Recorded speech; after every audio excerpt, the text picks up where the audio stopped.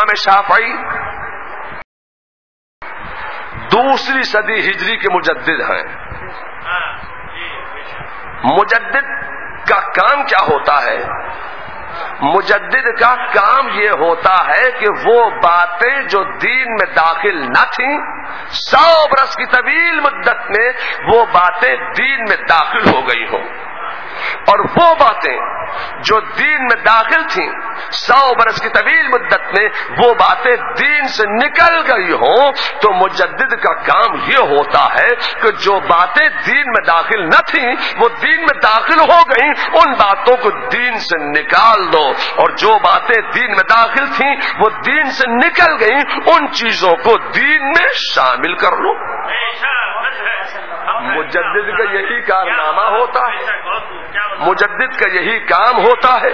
پہلی صدی ہجری کے مجدد حضرت سیدنا عمر بن عبدالعزیز اور دوسری صدی ہجری کے مجدد حضرت سیدنا امام شافعی.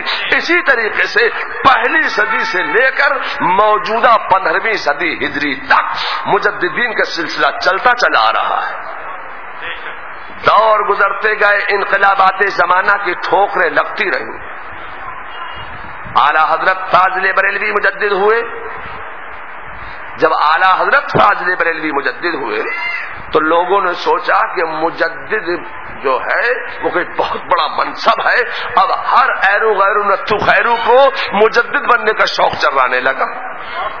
ایک کینیڈا میں بیٹھ کے مجدد بن گیا، ایک کمرے میں بیٹھ کے مجدد دبئی میں بن گیا، ایک کیمرے والا مجدد بن گیا. اب مجدد کا یہ کام نہیں، مجدد جو ہے وہ کمرے میں بیٹھ کے نہیں بنتا ہے کہ 2-4 مولوی پیسے کی بنیاد پر، دولت کی بنیاد پر 2-4 مولوی بیٹھ کے کمرے میں کسی کو مجدد بنا دیں. کمرے والا مجدد ہمارے یہاں نہیں چلتا ہے. جب کمرے والا مجدد نہیں چلے گا تو کیمرے والا بھی مجدد نہیں چلے گا. رسول اللہ صلی اللہ علیہ وسلم نے جس چیز کو حرام فرما دیا وہ حرام تھی، حرام ہے، حرام رہے گی. اب مجدد کا کارنامہ کیا ہوتا ہے؟ مجدد کا کارنامہ یہ ہوتا ہے کہ جو باتیں دین میں داخل تھیں وہ دین سے نکل گئی ہوں، ان چیزوں کو دین میں شامل کر لیا جائے. اب لوگوں نے مجدد بننے کا بڑا آسان طریقہ نکال لیا کہ جو باتیں دین میں داخل تھیں دین سے نکل گئی ہوں، اور وہ باتیں جو دین میں داخل نہ تھیں وہ دین میں داخل ہو گئی ہوں. تو مجدد کا کام یہ ہوتا ہے کہ جو دین میں داخل نہ تھیں وہ دین میں داخل ہو گئی، انہیں نکال دو، اور جو داخل تھیں وہ نکل گئی انہیں شامل کر لو. تو کیمرہ دین میں کبھی داخل نہیں تھا، اب کیمرے کو دین میں داخل کرنے والا اپنے اسلام و ایمان و عقیدے کی خیر منائے. کیمرہ دین میں کبھی داخل نہ تھا. اب میں آپ سے کہنا چاہتا ہوں جب کیمرہ دین میں داخل نہ تھا تو ایک بات بتاؤ، جو کیمرے کو جائز کر دے اور اپنے جائز کیے ہوئے اپنی حرکت پر نادم ہونے کے بجائے حضرت خواجگاں سلطان الہند حضرت سیدنا خواجہ غریب نواز رضی اللہ تعالیٰ عنہ کی تصویر بنا کر پیش کر دے اپنے ٹی وی پر اور اپنے ماحول میں اس کو رائج کر دے، تو مجھے بتاؤ حضرت خواجہ غریب نواز کی شان میں یہ گستاخی ہے کہ نہیں ہے؟ حضرت خواجہ کی یہ توہین ہے کہ نہیں ہے؟ خواجہ کی تصویر نہیں تھی. جب خواجہ کی تصویر نہیں تو چاہے ڈی آئی والے ہوں، چاہے دعوت اسلامی والے ہوں، چاہے دعوت غیر اسلامی والے ہوں، چاہے جماعت اسلامی والے ہوں، چاہے RSS والے ہوں، میں کہنا چاہتا ہوں حضرت خواجہ غریب نواز کی تصویر کبھی نہیں تھی. یہ خیالی تصویر لوگ جو خواجہ غریب نواز کی انٹرنیٹ پہ ڈال رہے ہیں یہ خواجہ غریب نواز کی شان میں گستاخی کر رہے ہیں، توہین کر رہے ہیں. ان سے اپنے آپ کو بچاؤ، یہ تمہارے اسلام و ایمان و عقیدے کو برباد کر دے.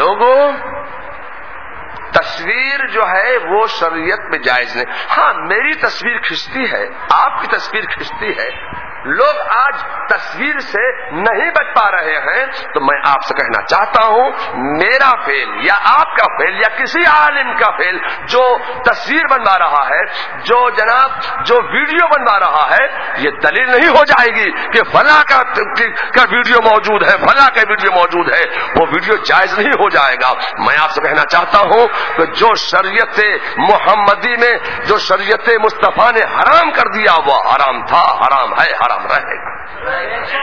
تصویر کبھی جائز نہیں تھی. کہ لوگوں میں آپ سے کہنا چاہتا ہوں کہ اس دور میں سب سے بڑا جہاد یہ ہے کہ جو صلح کلی ہونے سے بچ گیا گویا اس کا ایمان و عقیدہ محفوظ ہو گیا, اور جو صلح کلی ہونے سے اپنے آپ کو نہ بچا سکا, سمجھو صلح کلیت جو ہے وہ بدعقیدگیت کی پہلی سیڑھی ہے. اس دور کا جہاد یہ ہے کہ تم اپنے آپ کو صلح کلی ہونے سے بچا لو, اپنی آل و اولاد کو صلح کلی ہونے سے بچا لو, اپنے دوست و احباب کو صلح کلی ہونے سے بچا لو. جو صلح کلی ہونے سے بچ گیا گویا وہ بدعقیدہ ہونے سے بچ گیا. اور آج لوگ کہتے ہیں کہ بھائی ہم کسی کو برا نہیں کہیں گے, تو لا الہ الا اللہ پڑھنا چھوڑ دو. جب لا الہ الا اللہ پڑھو گے تو آپ سب کا رد کر رہے ہو اور کہتے یہ ہو ہم کسی کو برا نہیں کہیں گے, دیوبندی کو برا نہیں کہیں گے, بدعقیدہ کو برا نہیں کہیں گے, تو لا الہ الا اللہ کیوں پڑھتے ہو؟ لا الہ الا اللہ میں تو سب کا رد ہے, تمام باطل فرقے جتنے بھی ہیں سب کا رد ہے لا الہ الا اللہ میں. اے لوگوں میں آپ سے کہنا چاہتا ہوں کہ جو گستاخ رسول ہے وہ کافر ہے. جو رسول اللہ کی شان میں ادنا سے گستاخی کر دے وہ کافر ہو گیا. آج لوگ بڑی بڑی تنظیمیں بنا رہے ہیں, بڑی بڑی جماعتیں بنا رہے ہیں, اور عالم یہ ہے کہ جتنی تنظیمیں بنتی ہیں وہ سب پہلے اعلیٰ حضرت کا نام لیتی ہیں, اعلیٰ حضرت کا نام لیتی ہے. اعلیٰ حضرت کے نام سے اپنی جماعت کو, اپنی تنظیم کو آپ خوب قوم کے اندر مشہور کرتے ہو. جب جماعت مشہور ہو جاتی ہے, قوم میں اس کی پکڑ بن جاتی ہے کہ یہ دین کا کام کر رہے ہیں, یہ مسلک حق کا کام کر رہے ہیں, یہ مسلک اہل سنت کا کام کر رہے ہیں, یہ تو خوب مصطفیٰ جان رحمت اللہ کو سلام پڑھ رہے ہیں, یہ تو مسلک کی بات کر رہے ہیں. جب وہ زمین پر خوب پھیل جاتی ہے تب مسلک بھول جاتے ہیں. اب رسول اللہ کی پہچان نہیں کرائی جا رہی ہے, اب غوث اعظم کی پہچان نہیں کرائی جا رہی ہے, اب قادری نہیں بنایا جا رہا ہے, اب اتاری بنا جا رہا ہے. بنانا ہے تو قادری بناؤ, شخصیت پرستی مت کرو. آپ شخصیت کو منوانے کی بات کر رہے ہیں, شخصیت کو مت منوائیے. اگر شخصیت بنوانا ہے بدعقیدگیت کے مقابلے میں تو امام احمد رضا کو منواؤ, اگر ولایت بنوانا ہے تو غوث اعظم کی منواؤ. میں کہنا چاہتا ہوں کہ آج عشق رسالت کے پیغام کم دیا جا رہا ہے, عشق اتاری کا پیغام زیادہ دیا جا رہا ہے.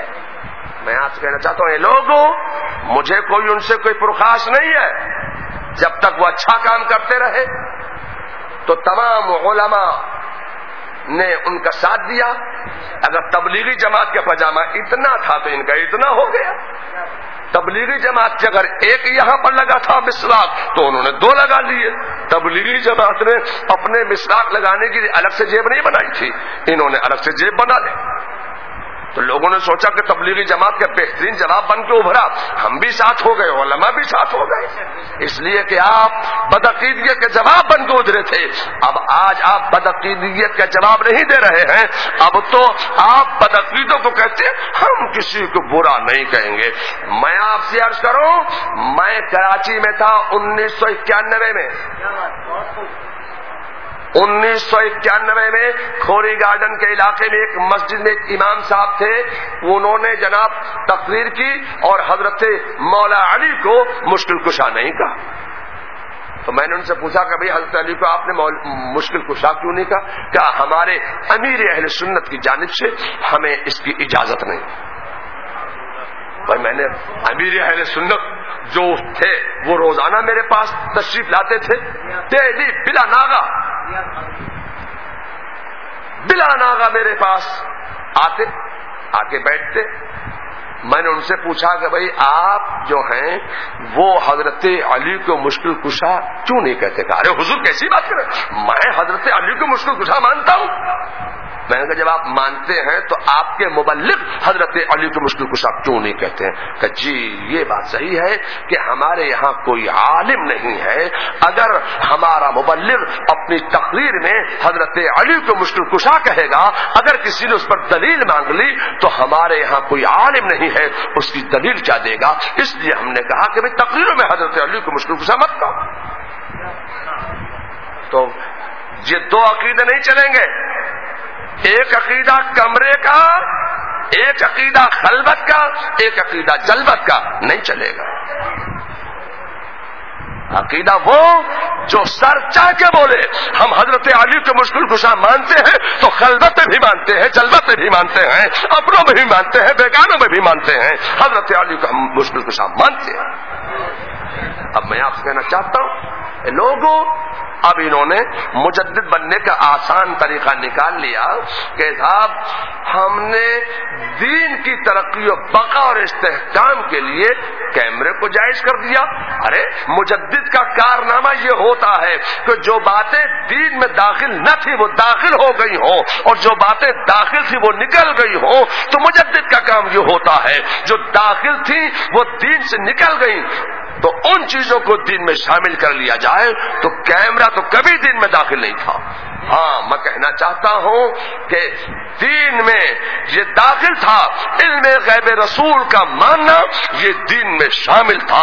لوگ اس کو انگریزوں کے اشارے پر دین سے نکال رہے تھے تو بریلی سے امام احمد رضا نے کارنامہ یہ انجام دیا کہ علم غیب مصطفیٰ کو دین میں شامل کر لیا. میں آپ سے کہنا چاہتا ہوں میلاد مصطفیٰ کا منانا یہ دین میں داخل تھا، لوگ اس کو نکال دینا چاہتے تھے. بریلی سے احمد رضا اس کو دین میں شامل کرتے چلے جا رہے تھے. نماز میں نبی کا خیال لانا یہ دین میں شامل تھا، لوگ اس کو دین سے نکال دینا چاہتے تھے. احمد رضا اس کو دین میں داخل کرتے چلے جا رہے تھے. میں آپ سے کہنا چاہتا ہوں کہ رسول اللہ کو حاضر و ناظر ماننا یہ دین میں شامل تھا، لوگ اس کو دین سے نکال دینا چاہتے تھے. احمد رضا اس کو دین میں داخل کرتے چلے جا رہے تھے. میں آپ سے کہنا اب تو مجدد بننے کی ہوڑ لگ گئی، ہوڑ لگ گئی.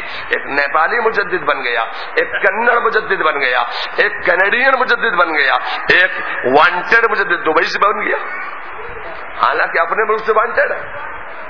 اب میں آپ سے کہنا چاہتا ہوں لوگوں مسلک پر قائم رہو، دین پر قائم رہو، سنیت پر قائم رہو.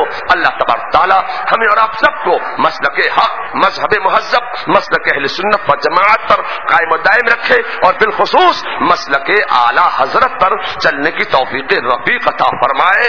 شروع سے آخر تک آپ نے مسلک اعلی حضرت کی بات کی. اب لوگ کہتے ہیں ہمارا مرکز جو ہے اب ہمارے یہاں خود مجدد پیدا ہو گیا. لوگوں ان لوگوں سے بچو. اب کچھ لوگ ہمارے ہی لالچ کی بنیاد پر داخل ہو رہے ہیں. لالچ برا ہو لالچ کا. ایک فلیٹ بمبئی میں مل جائے اتنی لالچ آپ بھی ان کے ساتھ ہو گئے. یہ لوگوں ایسے لوگوں سے بچنا پڑے گا جو صلح کلیت پھیلا رہے ہیں. میں آپ سے کہنا چاہتا ہوں کہ صلح کلی جماعتوں سے بھی بچو، صلح کلی لوگوں سے بھی بچو. جو لا الہ الا اللہ صدق دل سے پڑھے اسی کے قریب جاؤ. جو لا الہ الا اللہ تو پڑھے اور رسول اللہ کے دشمن کو کہے نہیں بھائی ہم ان کو برا نہیں کہہ سکتے ہیں. جو رسول اللہ کے حاضر و ناظر ہونے کا انکار کرے اس کو کہ نہیں ہم ان کو برا نہیں کہہ سکتے ہیں. آج ان کی جماعت میں بھی چلے گئے، کل کو دوسرے تبلیغی جماعت میں بھی ہو جائے، اور جناب ان کی چلت پھرت میں بھی ہو جائے. ایسے لوگوں سے ہمیں اور آپ سب کو بچنا چاہیے. اللہ تبارک تعالیٰ ہمیں اور آپ سب کو مسلک حق پر قائم و دائم رکھے. وآخر دعوانا الحمدللہ رب العالمین. السلام علیکم.